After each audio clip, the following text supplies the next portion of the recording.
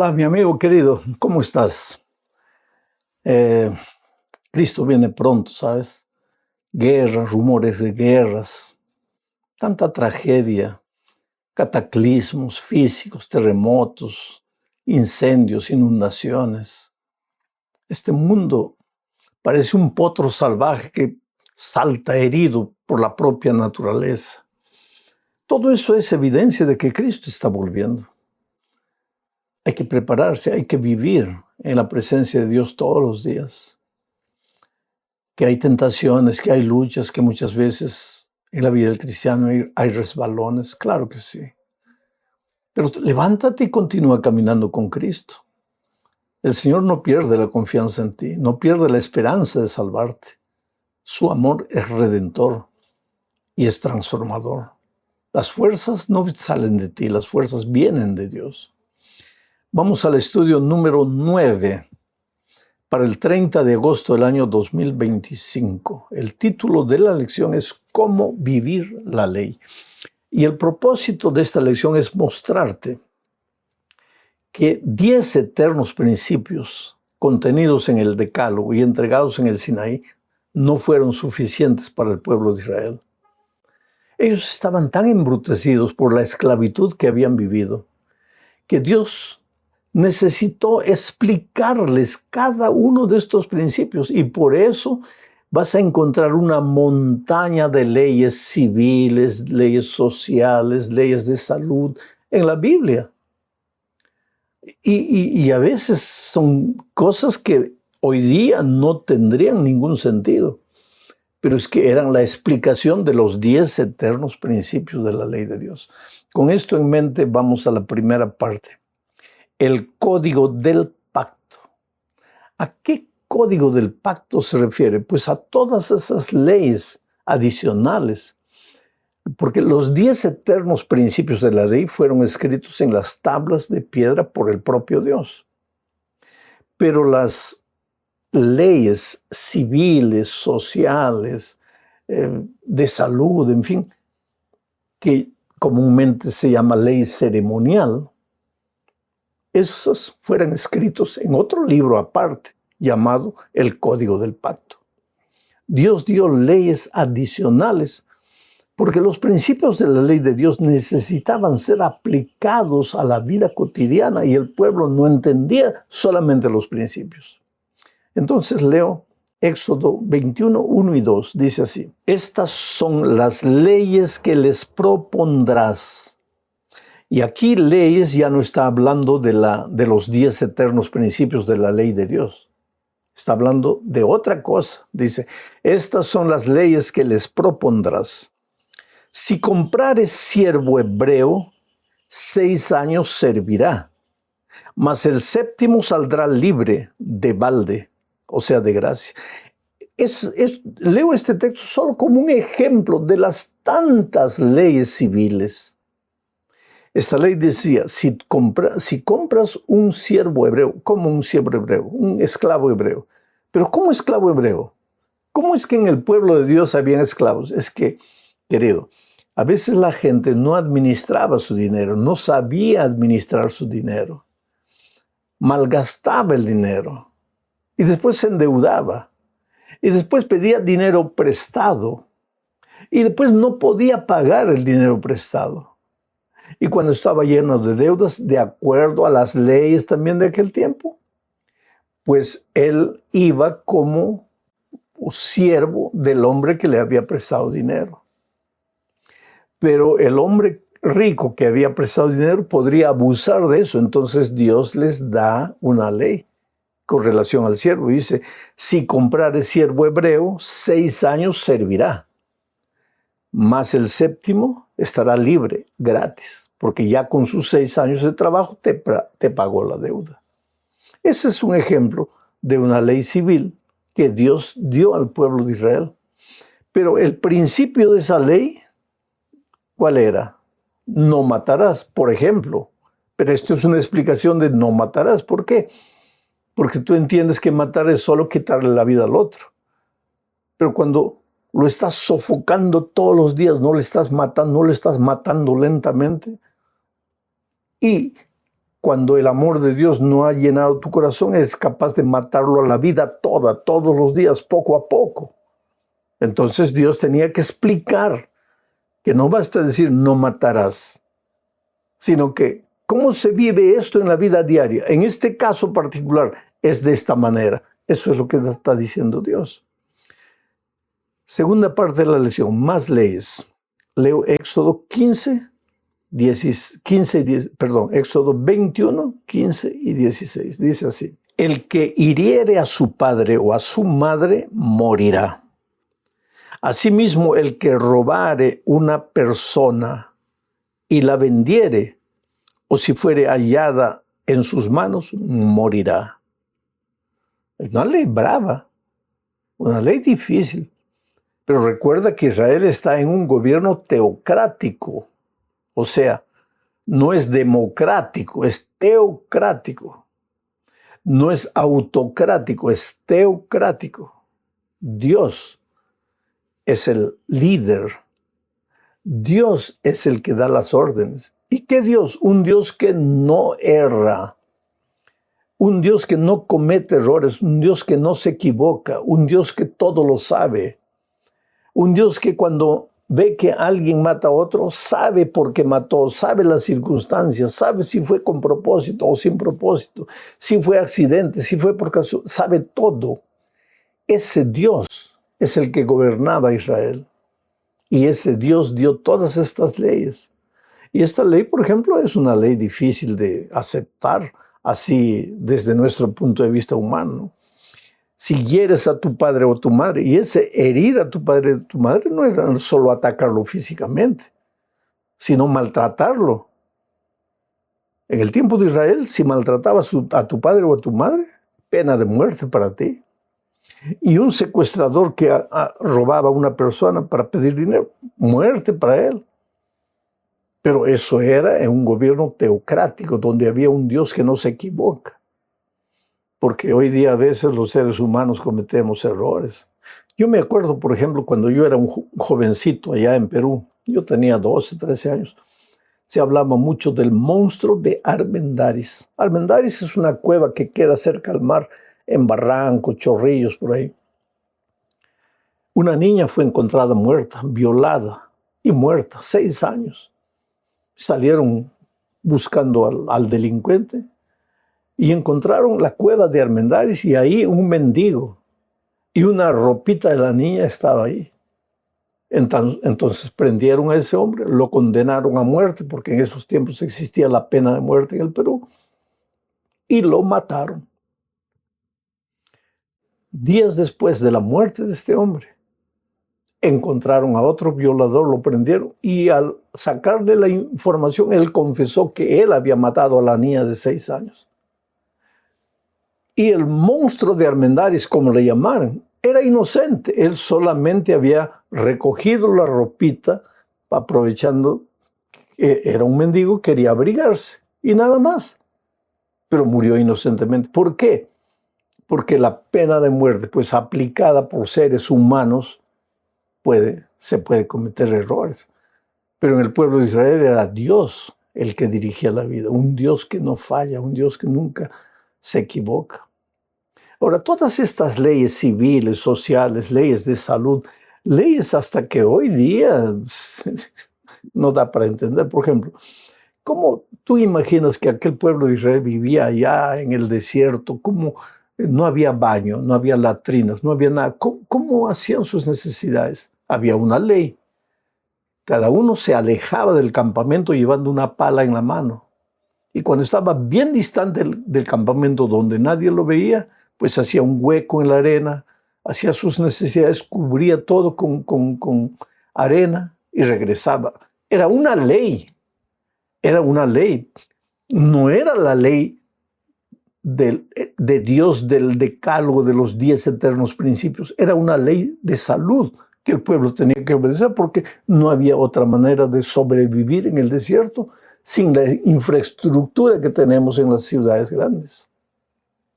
Hay mucha diferencia entre el decálogo, la ley de Dios, los 10 eternos principios que Dios dio en Sinaí, que las leyes civiles, sociales, de salud, que fueron registradas en un libro. ¿Cuál es la diferencia entre esas dos leyes? Te voy a explicar. Mira, por ejemplo, el autor, la ley del Sinaí con los 10 eternos principios fue dada por Dios directa y personalmente. Mientras que la ley del código del pacto, las leyes ceremoniales, civiles, lo que tú quieras llamarle, esas leyes fueron dadas por Dios, pero a través de Moisés. No fue Dios que habló, fue Moisés que entregó esas leyes al pueblo. Segundo, la ley de los 10 eternos principios del Sinaí fueron escritos por la mano de Dios, mientras que el libro del pacto fue escrito por Moisés. Tercero, la ley de los eternos principios en el santuario de Israel era colocado dentro del arca del pacto. Las otras leyes eran colocadas al lado del arca del pacto. Cuarta diferencia. La ley de los 10 eternos principios son universales y eternos, mientras que las otras leyes son temporales y nacionales. Eran para Israel apenas. Otra diferencia. La ley de los 10 principios contenían normas morales y espirituales. Las otras leyes tenían normas judiciales, sociales, sanitarias, etc. Otra diferencia más. La ley de los eternos principios es eterna, sirve para toda la raza humana, pero podemos aprender mucho de esas leyes. Por ejemplo, de la ley de la alimentación. Nosotros podemos aprender. ¿Por qué? ¿Por qué no comemos gato, perro, ratón, culebra? ¿Por qué? Porque la palabra de Dios dice eso. Si tú lees las leyes de la salud, vas a ver eso. Y hoy día que ya estamos en el Nuevo Testamento, ¿podemos comer perro, gato, ratón, culebra? No. ¿Y por qué no? Pues porque vale la pena aprender. No te vas a perder, pero vas a aprender para tu propia salud y vas a ser feliz. Porque esas leyes del libro del pacto fueron entregadas para el pueblo de Israel, para la felicidad y la armonía, que en realidad eran una explicación detallada, mínima, para ser aplicada a la vida diaria, extraídas de los 10 principios de la ley de Dios. Vamos a la tercera parte, el plan original de Dios. Mira, el plan original de Dios cuando sacó a Israel de Egipto no era que Israel conquistase la tierra de Canaán. No. Era que Israel recibiese la tierra de Canaán por gracia. Y leo lo que dice Éxodo 23, 20 al 23. Mira, he aquí yo envío mi ángel delante de ti para que te guarde en el camino y te introduzca en el lugar que yo he preparado. Guárdate delante de él y oye su voz. No le seas rebelde, porque él no perdonará vuestra rebelión, porque mi nombre está en él.